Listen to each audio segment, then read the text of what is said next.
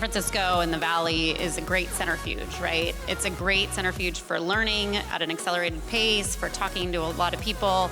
There's certainly a concentration of funds as well. And so the reason why a lot of founders do better here is because there's more risk-tolerant money. One of the best things I heard from one of my Swiss founders was, the farther west you go in the world, people go from saying, but what about this, to saying, and what about that? So the investor mindset shifts the farther west you go in the world. They're more of a dreamer with you, and they will be more tolerant of your journey, which could be really hard.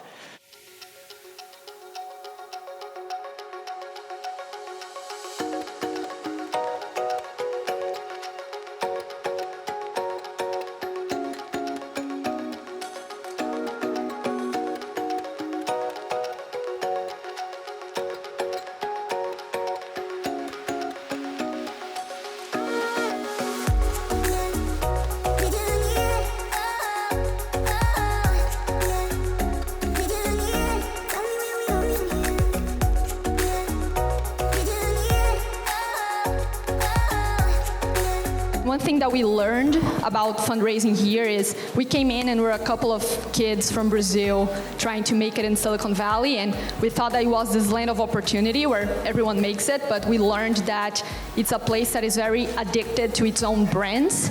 Not every company needs the same amount of capital. There are businesses that can monetize very quickly. They've been, businesses that can monetize within 6 months of being formed. But there are businesses, for whatever reason, you need to prime the pump, you need to make a big technology investment where they need 2 or 3 years worth of runway before they can even have something in market.